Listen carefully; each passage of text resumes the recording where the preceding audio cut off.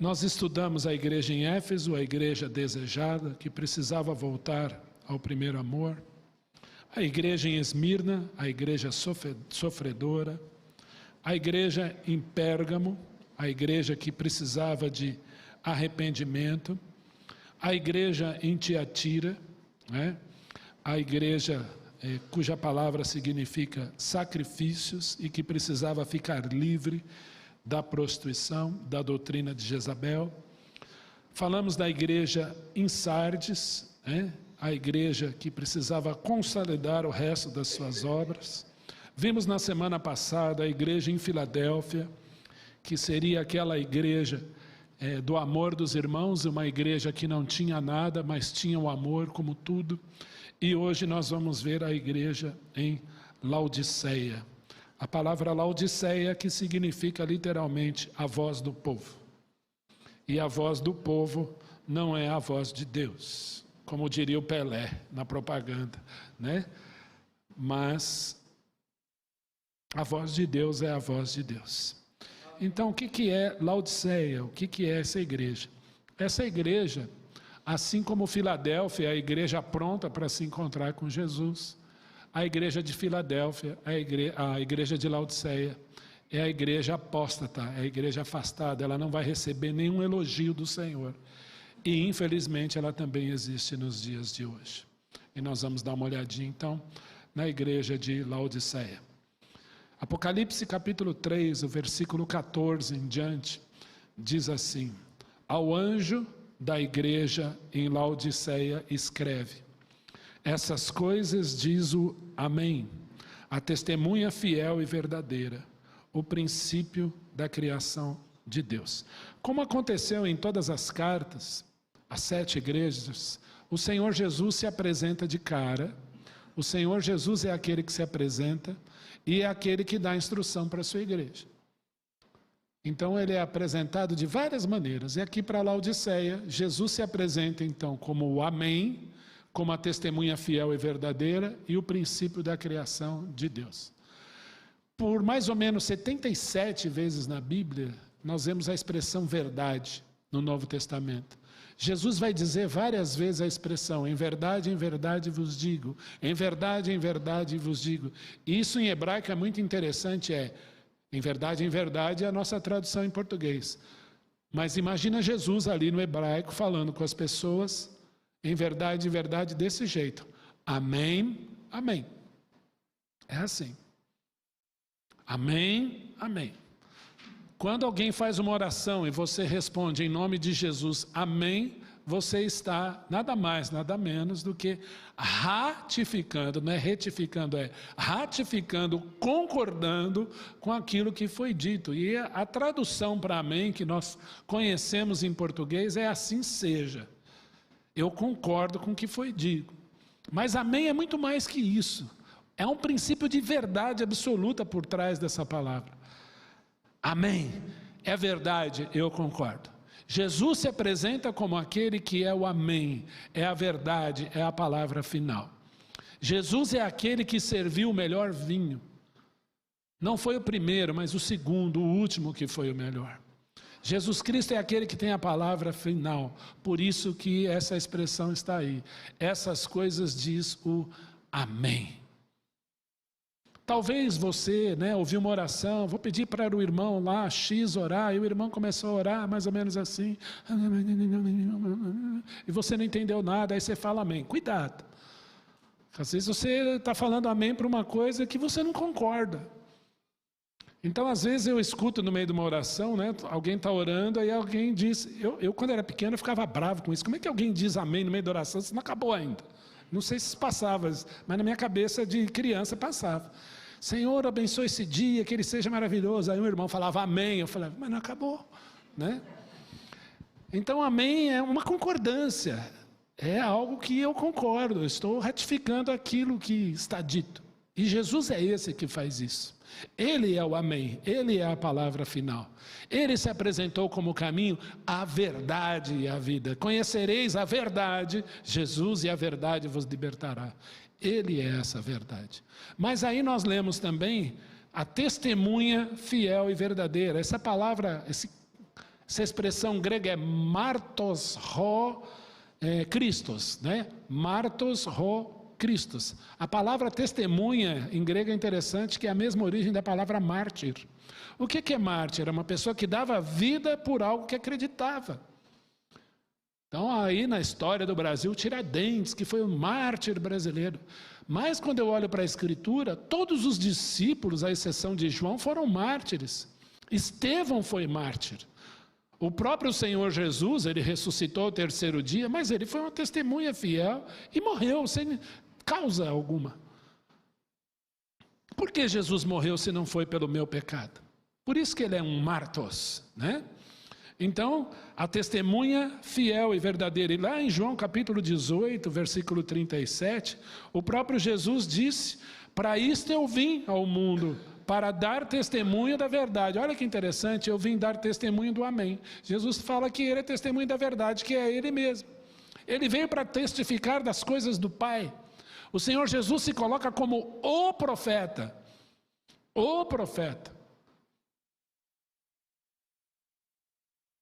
Ele é a testemunha fiel, porta-voz daquilo que ele ouviu do Pai na eternidade. Eu nunca vou entender isso, mas eu creio.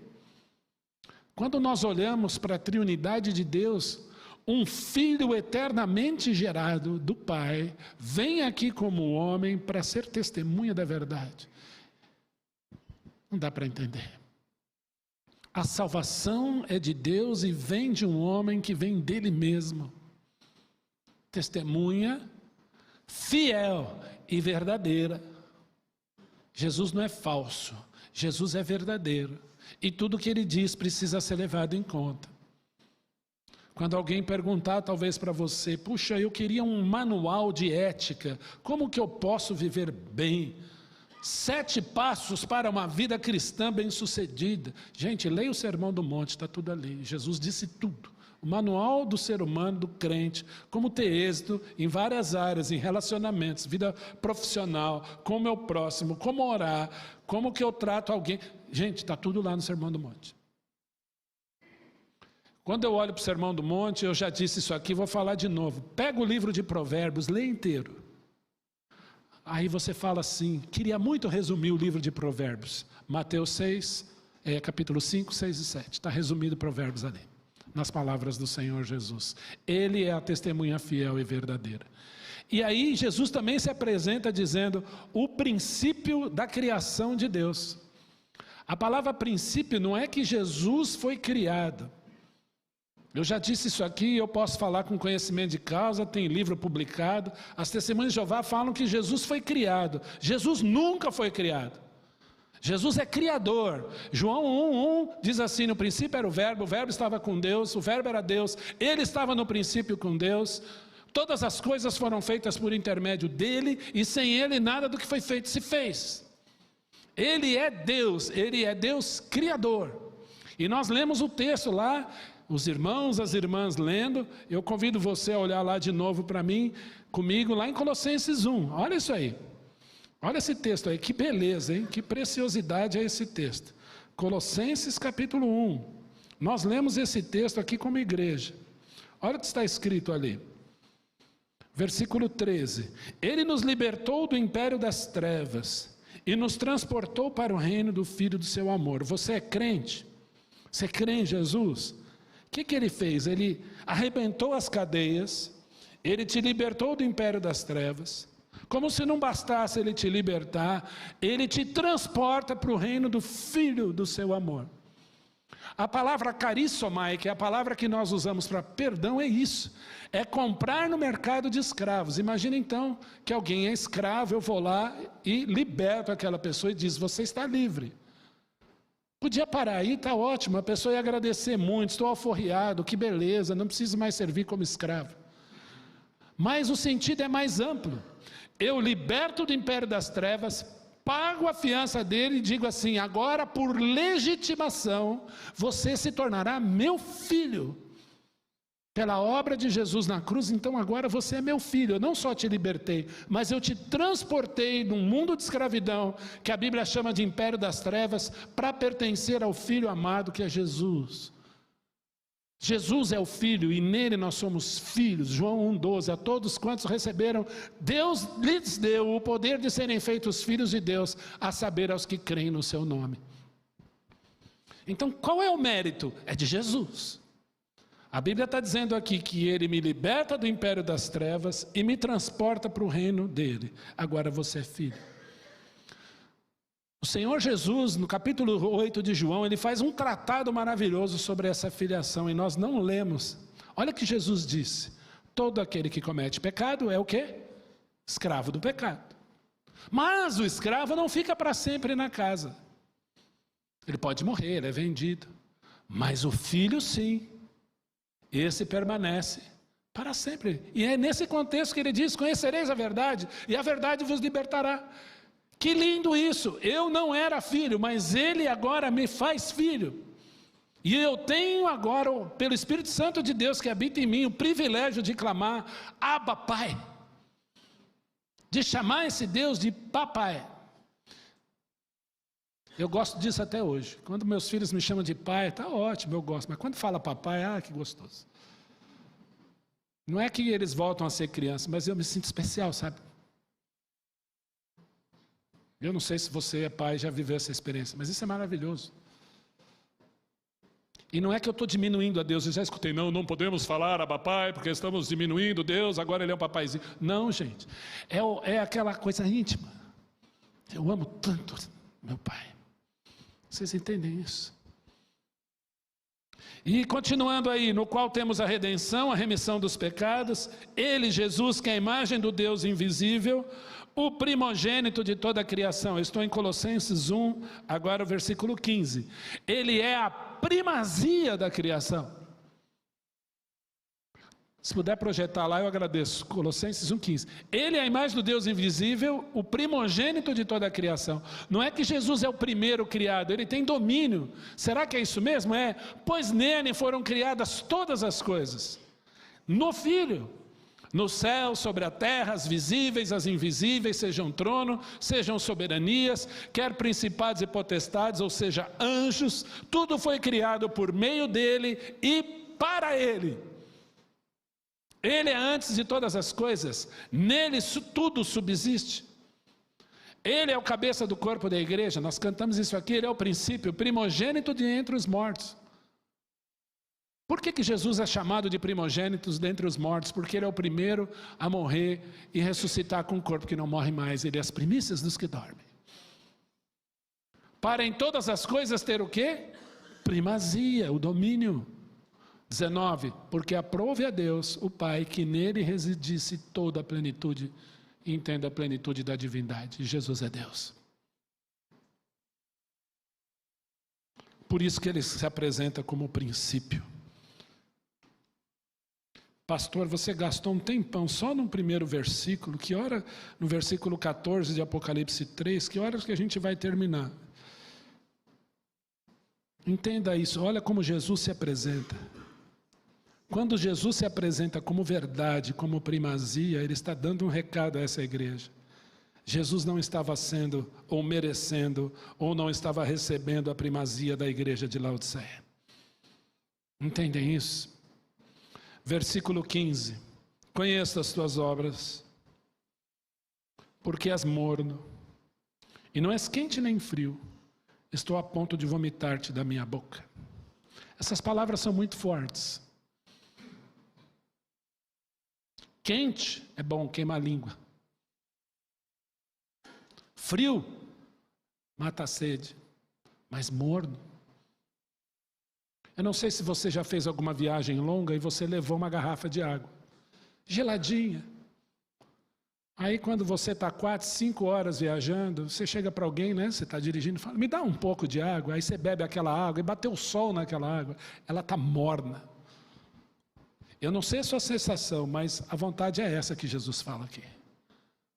Porque as cidades vizinhas de Laodiceia tinham águas frias, que eram águas elogiadas. As pessoas gostavam de beber água. Então é muito bom quando você caminha e encontra uma torrente de água gelada descendo da montanha. Isso é muito gostoso, quem já viveu essa experiência é muito bom.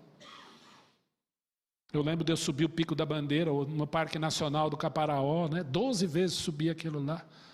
E a gente bebia aquela água que vinha da torrente, assim, da fonte, gostosa. E matava a sede, dava ânimo para continuar. Ou a água quente, quem já foi para Caldas Novas, algum lugar assim, aquelas termas. Tinham águas medicinais também nos tempos daquelas igrejas ali. E ali eles eram curados, eles experimentavam aquilo. Mas Laodiceia era morna. E Jesus disse: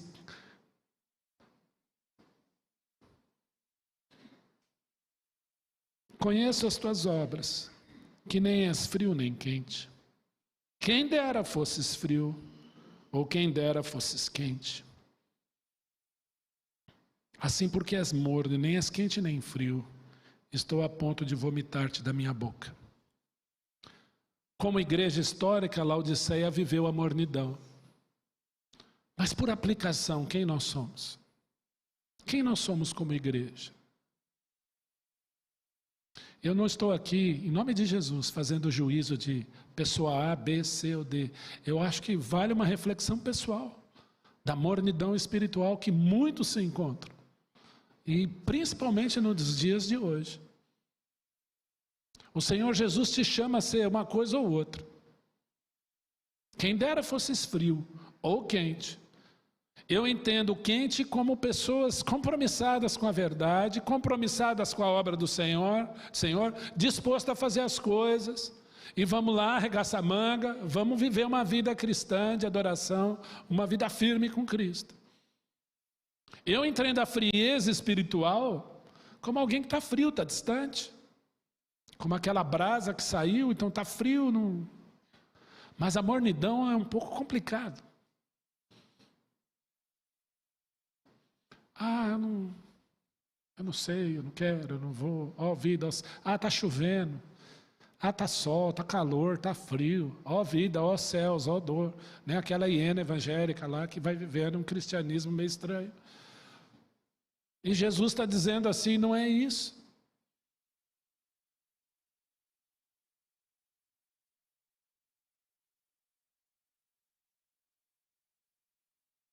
Mas ele vai dar um conselho a uma igreja morna, uma igreja que não tem compromisso. Eu não sei, nós tivemos o privilégio, muitos aqui, em que a igreja fazia parte da nossa vida todos os dias. Nós passávamos um sábado o dia inteiro na igreja, já de manhã, ajudando com as crianças, à tarde, ajudando com os adolescentes, ou era adolescente, mas ajudava com as crianças. À noite tinha reunião dos jovens, da UMP. Aí saía do UMP, ia lá para a casa da Dirce, ia para a casa da Edi, ia para a casa da Andréia. A gente ia jogar jogo e está lá os crentes reunidos. E no dia seguinte tinha o culto do padeiro, às 8h15 da manhã, e a gente ia lá porque a gente ia tocar. Aí depois tinha o culto às 9h, o pastor Eudes falava, não, fica aqui, toca um violão para a gente ficava lá. Aí tinha escola dominical, alguns eram do coral, e chegava às 4h da tarde para ensaiar, eu não era do coral, nunca mudei muito certo com o coro. Mas às vezes era uma coisa ou outra. E de repente parece que isso se esvai, assim, a gente não tem mais alegria nisso. E eu não estou falando de ser ativista na igreja. Ser ativista nunca foi sinal de vida cristã. Mas ter prazer nisso é vida cristã. Então quando eu vejo lá tem PG, gente, eu sonho com uma igreja super ocupada, hiper ocupada, de domingo a domingo. Eu sonho. Há muitas coisas que nós podemos fazer aqui. E nós vamos fazer. Em nome de Jesus nós vamos. Não sei se comigo ou semigo, né, ou com outra pessoa, mas eu entendo que a gente tem potencial para muito aqui. Quando eu vejo a igreja mais cheia, eu dou glória a Deus. Quando as crianças sobem, né, e aí sobra lugar e as pessoas sentam, eu falei, que bom. Mas nós podemos muito. O Senhor Jesus nos chama para isso. Ele nos chama para recomeçar em frente. Vamos que vamos. É assim. Mas não era o que acontecia lá. Laodiceia era uma igreja morna. Reclamava de tudo. Não fazia nada. E achava que fazia tudo. Olha aí, versículo 17. Pois dizes, o que eles diziam? Estou rico, estou abastado e não preciso de coisa alguma. Eu fico imaginando uma igreja dizendo isso. Olha, a gente é rico, a gente é abastado e nós não estamos precisando de nada. Nós temos dinheiro saindo pelo ladrão, não é isso? Nós temos provisões e não precisamos de nada e nem de ninguém.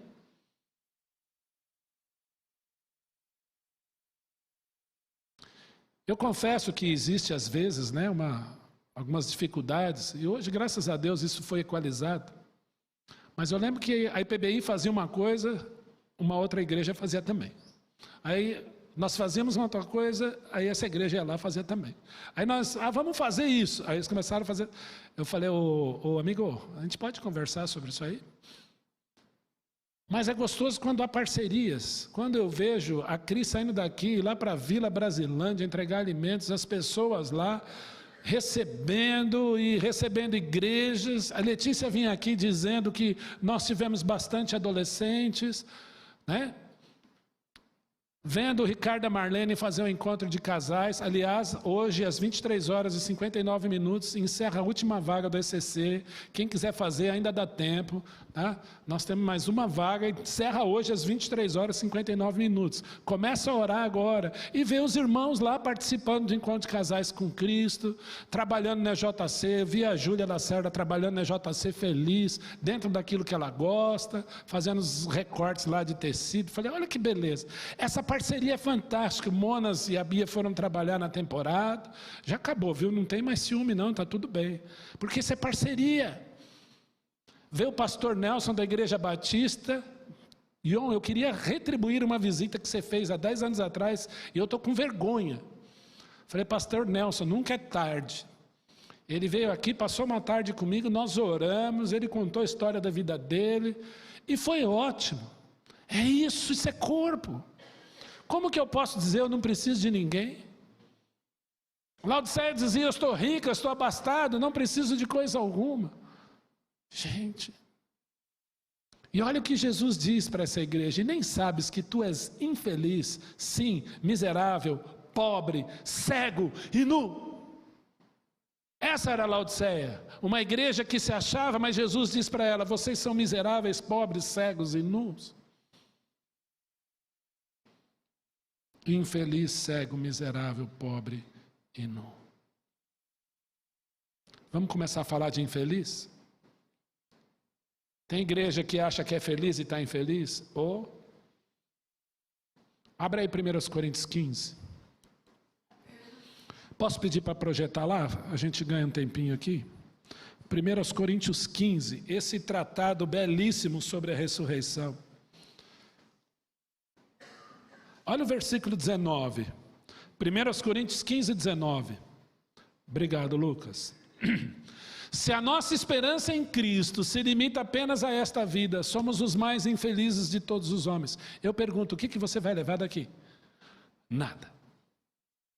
Nada. Eu lembro de um milionário que quando ele morreu, ele quis ser enterrado dentro do seu carro. Quase que eu disse o nome do carro. Como tem um presbítero vestido aí com a... Mas o carro era aquele, era o vermelho. Se a nossa esperança em Cristo se limita, deixa lá, apenas a esta vida, somos os mais infelizes de todos os homens.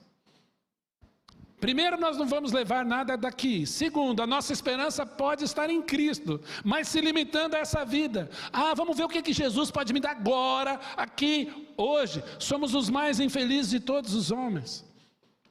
Nós somos felizes quando a nossa alegria, a nossa esperança transcende a esfera desse mundo e vai para a pátria celestial. Pegando uma fala da Laura aqui. Laura, quantas pessoas merecem o inferno? Quantas? Todas. Todas as pessoas merecem o inferno. Pergunto para você, quem merece o céu? Ninguém. Dá para entender o que é graça? Todos merecem o inferno. Mas eu nasci num lar presbiteriano, eu tenho sangue azul, meu tataravô era presbítero da igreja presbiteriana, lá de Presidente Soares, lá no leste mineiro. Mas sem Jesus, se não nascer de novo, no céu não entra. O céu é um lugar de pecadores arrependidos que receberam o Senhor Jesus Cristo como único Senhor e Salvador. E ninguém merece entrar lá. O mérito é de Jesus. A nossa esperança, ela não se limita a essa vida. Filipenses 4, 4 a 7 diz assim: alegrai-vos no Senhor. Outra vez digo, a nossa alegria é no Senhor. Seja a vossa moderação conhecida de todos os homens, perto está o Senhor. Não andeis ansiosos de coisa alguma, mas fazei conhecer diante de Deus. Aí, Leandro, pelas vossas petições, oração, suplicações de graça, e a paz de Deus que excede todo entendimento, guardará a vossa mente e o vosso coração em Cristo Jesus. A nossa alegria está em Jesus. Eu lembro uma vez, eu sempre falo com o meu pastor, né? Ele pregava dizendo que ele foi fazer uma visita no interior de Pernambuco, ele era de lá, e ele foi visitar um irmão da igreja que estava com lepra. Imagina, lepra no Brasil. E ele dizia que ele estava chegando naquela choupana, naquela casinha onde o irmão chegava, bem nos rincões dos sertões brasileiros aí, e ele já sentiu o cheiro de longe. E ele chegou mais perto que ele podia. E ele perguntou: e aí, irmão, como você está? Por fora, você já percebeu de longe, eu estou podre. Por dentro, estou com a alegria incontida de Cristo em mim. Alegrai-vos. Mas a igreja de Laodiceia também tinha um problema, era miserável e pobre. Se achava que tinha tudo. Mas Jesus disse para ela: vocês são pobres, miseráveis. E olha o que Jesus disse: que adianta ao homem ganhar o mundo inteiro e perder a sua alma. Eu não estou fazendo aqui uma crítica aos megatemplos, nem estou chamando os megatemplos de Laodiceia. Mas a nossa esperança, a nossa certeza não está no quanto arrecadamos, mas como administramos. Como fazemos, quanto nós abençoamos. Eu fico feliz que esta é uma igreja missionária. Esta é uma igreja missionária que acolhe os missionários com muita honra. Recentemente eu almocei com um deles, ele disse assim: ó, não esquece de mim não, hein? Não corta não, que vocês me ajudam muito. Não vou dizer o nome, mas vocês já suspeitam quem é. Falei: não, a gente vai cuidar de você, irmão. Essa é uma igreja que nasceu com esse DNA missionário, lá em 2004, de cuidar. Isso é benção. Eu estava falando com o Leandro do pastor Epitácio. Quantos lembram do pastor Epitácio? Projeto Semear, lá em Moçambique. Nós ajudamos o pastor Epitácio até o último fio de vida, de esperança dele, ganhando almas para Jesus em Moçambique. A nossa esperança não está aqui. E há uma solução, olha o que Jesus propõe. Vamos lá, para a gente ir terminando? Puxa, pastor, obrigado, hein? Vamos lá. Apocalipse capítulo 3, diz assim o versículo 18: aconselho-te que de mim compres ouro refinado pelo fogo para te enriqueceres, vestiduras brancas para te vestires, a fim de que não seja manifesta a vergonha da tua nudez, e colírio para ungires os teus olhos, a fim de que vejas. O Espírito Santo de Deus é maravilhoso na revelação. A cidade de Laodiceia era uma cidade importante, porque ali se fabricava um tipo de unguento para curar feridas nos olhos das pessoas. E olha onde que Jesus vai para falar com eles. Primeiro, aconselho que de mim compres ouro refinado pelo fogo para te enriqueceres. Eu não sei quantos já andaram na cidade, eu lembro que eu era criança e ia com meu pai na cidade, via aqueles homens vestidos assim, compra o ouro. Vocês lembram disso aí? Compra o ouro. Os mais antigos vão lembrar disso aí. Ainda tem? Ainda tem. É que quando eu vou para o centro da cidade, às vezes preciso ir em cartório assim, eu vou assim, né? Vou focado, de medo, né? Mas naquela época eu ficava observando tudo, compro ouro, né? Eu fico imaginando o Senhor Jesus vestido com aquilo. Aliás, é uma forma legal de evangelismo, hein? Compre ouro, Não é compro, compre ouro. Já pensou? Aí, ó, de amigo está aí, hein? Vamos fazer. Compre ouro. Por que Jesus está mandando comprar ouro? Quem pode comprar ouro?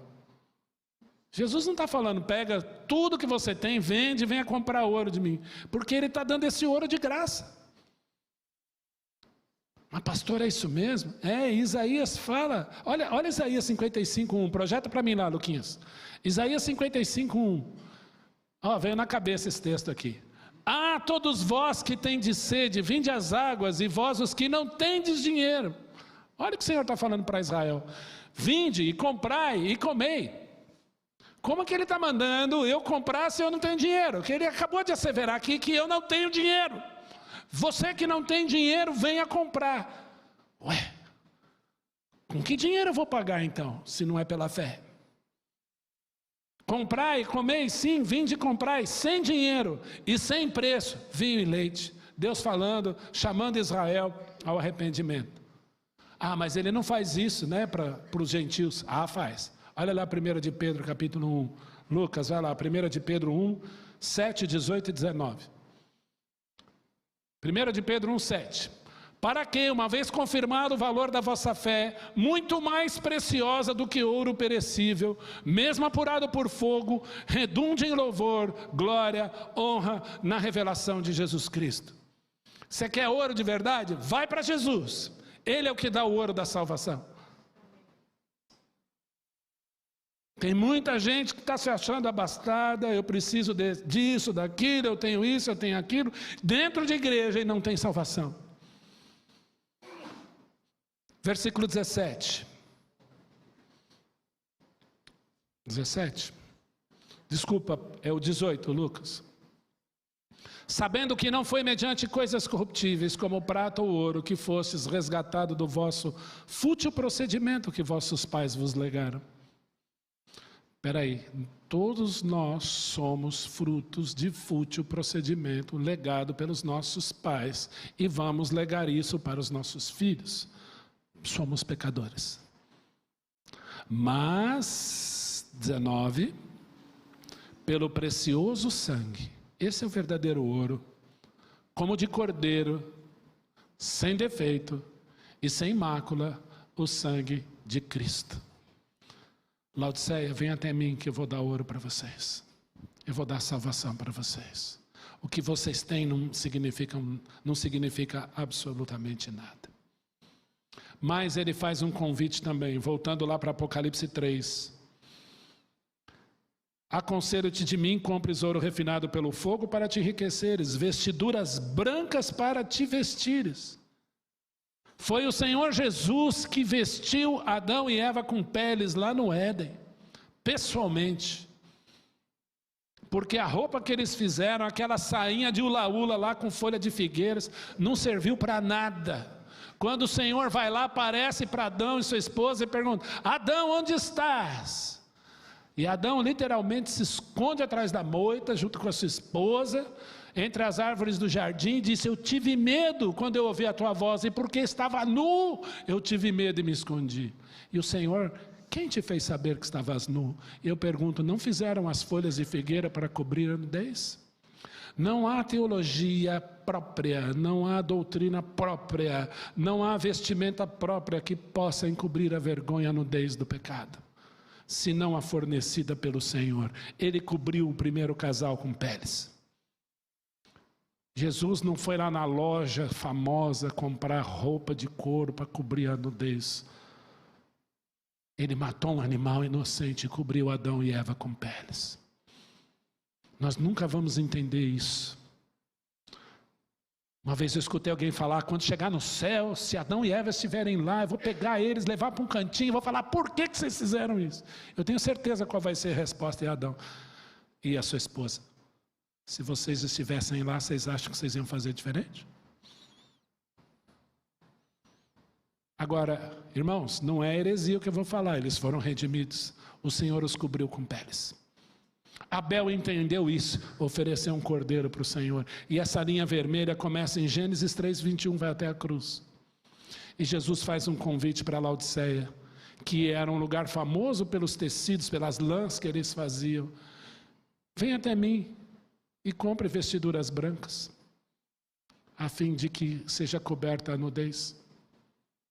E colírio, por fim, para ungir os teus olhos, a fim de que vejas. 2 Coríntios capítulo 4, de 1 a 6, Lucas, vamos lá. Você nunca imaginou que ia trabalhar tanto, hein, Lucas? Lucas? Olha aí. Pelo que tem desse ministério, segundo a misericórdia que nos foi feita, não desfalecemos. 2. Pelo contrário, rejeitamos as coisas que vergonhosas se ocultam, não andando com astúcia, nem adulterando a palavra de Deus. Antes, nos recomendamos a consciência de todo homem, na presença de Deus, pela manifestação da verdade. 3.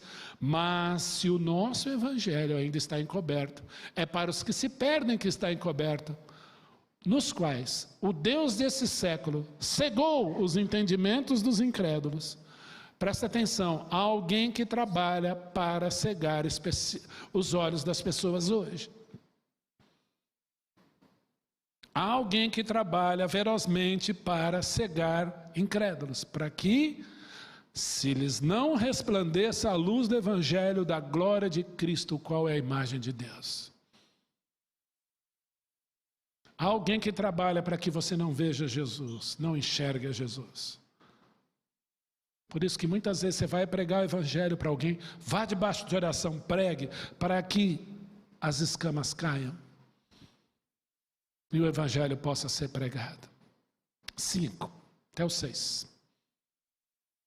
Lucas. Porque não nos pregamos a nós mesmos, mas a Cristo Jesus como Senhor, e a nós mesmos como os vossos servos por amor de Jesus. Porque Deus que disse, das trevas resplandecerá a luz. Ele mesmo resplandeceu em nosso coração para a iluminação do conhecimento da glória de Deus que está na face de Cristo. Terminando Apocalipse 3 e terminando as 7 igrejas. Jesus Cristo diz assim, versículo 19, eu repreendo e disciplino a quantos ama. Jesus amava aquele lugar. E ele dá uma oportunidade de arrependimento. Hebreus 12 diz que Deus nos trata como a filhos.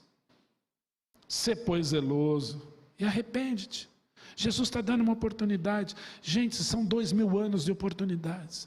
Todos os dias há uma cruz, o Senhor Jesus falando, oportunidade, oportunidade. Hoje é o dia de salvação. Hoje, se ouvirdes a sua voz, não endureçais os vossos corações. Uma cientista super conceituada no meio acadêmico de uma grande universidade de São Paulo, disse numa sala de aula, eu não preciso de Deus. Eu não preciso de Deus. Isso é grave.